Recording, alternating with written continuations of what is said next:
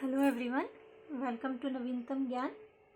आज का हमारा टॉपिक है वर्गमूल ज्ञात करना अभाज्य गुणनखंड विधि से। इससे पिछली वीडियो में हमने वर्गमूल की अवधारणा के बारे में बात की थी, तो आज मैं डायरेक्ट आपके पास अभाज्य गुणनखंड विधि पर ही आ रही हूँ। वर्गमूल हम अभाज्य गुणनखंड विधि से कैसे ज्ञात करेंगे, मैं कुछ एग्जाम्पल्स लेकर आपको बताऊंगी। सबसे पहले मैं जो एग्जाम्पल ले रही हूँ वो ले रही हूँ 100। अभाज्य गुणनखंड आप सभी को निकालने आते हैं क्योंकि हम क्लास 6 से इनको करते आ रहे हैं। तो 100 के अभाज्य गुणनखंड, क्योंकि ये एक सम संख्या है तो हम सबसे पहले किससे भाग देंगे? 2 से। 2 हमारी सबसे छोटी अभाज्य संख्या है। 2 से हमने 100 को भाग दिया, कितना आया? 50। 50 फिर से एक सम संख्या है, फिर से हमने 2 से भाग दिया, कितना आ गया? 25। अब 25 क्या सम है या विषम? 25 है विषम। इसके इकाई के स्थान पर क्या है? 5 है। तो कौन सी अभाज्य संख्या से जाएगी? ऑफ कोर्स 5 से। क्लास 6 में हम विभाज्यता के नियम पढ़ चुके हैं। 5 विभाज्यता के नियम आपको रिवाइज करवाने के लिए मैं एक अलग से वीडियो अपलोड कर दूंगी, लेकिन फिलहाल मैं ये मानकर चल रही हूँ कि आपको विभाज्यता के नियम आते हैं और आपको गुणनखंड निकालने आते हैं। 100 के मैंने यहाँ गुणनखंड किए। अब इन 100 के गुणनखंड को मैं इस तरह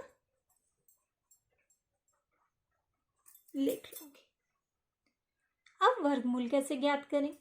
वर्गमूल का चिन्ह इस तरह से लगता है। हम क्या करेंगे? हम इनके पेयर्स बना देंगे।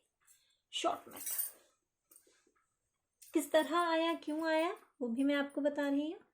और पेयर में से हम एक एक को ले लेंगे, तो कितना आ गया? 10। 100 का वर्गमूल 10। लेकिन आया कैसे?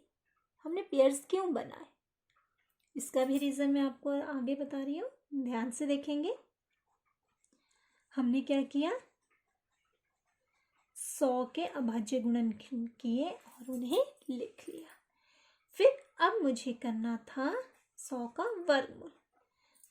वर्गमूल को हम अगर घात के रूप में लिखें तो हम उसे लिखते हैं 1/2। घात में हम क्या लिख देते हैं? वर्गमूल को 1/2 ऐसा चिन्ह लगाएंगे वर्गमूल के लिए।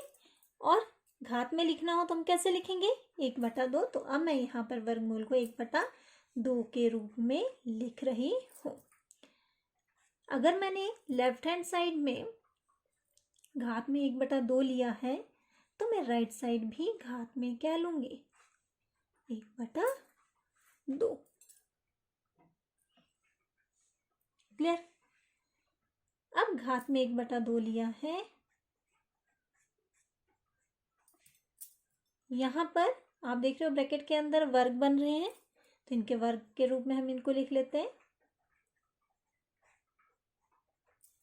हमने घात और घातांक के नियमों में पढ़ा है कि अगर आपके पास घातें एक जैसी हो तो आप उस घात को कॉमन ले सकते हैं इस तरह से।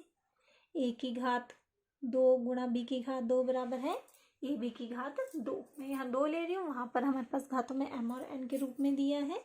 2 गुणा 5 की घात 2, क्योंकि घातें आपकी कॉमन थी तो मैंने बाहर नहीं ली। ब्रैकेट से बाहर आपके ऑलरेडी 1/2 है। घात और घातांक का नियम का ही यूज करके ब्रैकेट में 2 गुणा 5 है, इसको मैंने 10 लिख लिया। 2 को 1/2 से गुणा कर देंगे। 10 की घात कितनी बन गई? 2/2। अब 2/2, 2 से 2 को भाग दिया। 2 से 2 को भाग देंगे, कितना आ जाएगा? 1। भागफल कितना आ गया? 1। अब हमारे पास भागफल 1 आ गया, तो 10 की घात 1 का मतलब क्या है? कितने 10 हमारे पास अवेलेबल हैं? 1। क्लियर? जिन्हें घात और घात के नियम अच्छे से पता है उन्हें एकदम से समझ आ जाएगा। हमने कैसे किया? गुणनखंड लिखे, वर्गमूल लिया, वर्गमूल को घात में कैसे लिखते हैं, 1/2 करके। लेफ्ट हैंड साइड और राइट हैंड साइड हमने दोनों साइड 1/2 लिया। उसके बाद हमने इसे घात के रूप में लिखा, घात कॉमन थी, हमने उसे बाहर ले लिया। फिर घातों को काट कर भाग देकर हमारे पास 1 आया और यह आ गया हमारे पास 10। तो हम क्या कह सकते हैं कि 100 का वर्गमूल क्या है, 10। कैसे आया, क्यों आया, ये आपको लॉन्ग मेथड से ही पता चलेगा। लेकिन कॉम्पिटिशन्स में आपने डायरेक्ट क्या करना है, ये थोड़ा लेंथी है, आपने डायरेक्ट पेयरिंग करनी है। पेयरिंग का मतलब ही वही आ गया, आपने डायरेक्ट पेयरिंग करनी है। जब आपने वर्गमूल लिया, पेयर में से आपने 1 उठाया, दूसरे पेयर में से 1 लिया, दोनों को गुणा किया और आपके पास वर्गमूल 10 आ गया। आई होप इस वीडियो में मैं आपको ये क्लियर कर पाने में सक्षम हूँ कि वर्गमूल आया कहाँ से। ये 1/2 नजर क्लियर। अगर फिर भी आपको कहीं भी कोई डाउट रहा हो तो आप कमेंट बॉक्स में लिख सकते हैं, मेल कर सकते हैं। मैंने एक छोटा सा क्वेश्चन आपको इस विधि को इंट्रोड्यूस करने के लिए लिया है। बड़े से बड़े क्वेश्चंस भी आप इजीली इससे कर सकते हैं। आई होप आपको समझ आया होगा। एक बार मैं फिर आपको रिपीट कर रही हूँ कि ये कंसेप्ट है, आया कहाँ से, घात और घातांक का यूज करके हमने यहाँ पे वर्गमूल ज्ञात किया गुणनखंड विधि से। क्लियर। इससे नेक्स्ट वीडियो में हम भाग विधि पर चर्चा करेंगे जो और भी आसान है। तब तक आप इन सभी क्वेश्चंस को ट्राई करें, प्रैक्टिस करें, क्योंकि प्रैक्टिस करने से ही मैथमेटिक्स आएगा, वरना नहीं आता। जितना प्रैक्टिस करेंगे उतना ही ज़्यादा आएगा। तो इस वीडियो को देखने के लिए बहुत बहुत धन्यवाद। लाइक, शेयर और सब्सक्राइब ज़रूर करें। Thank you.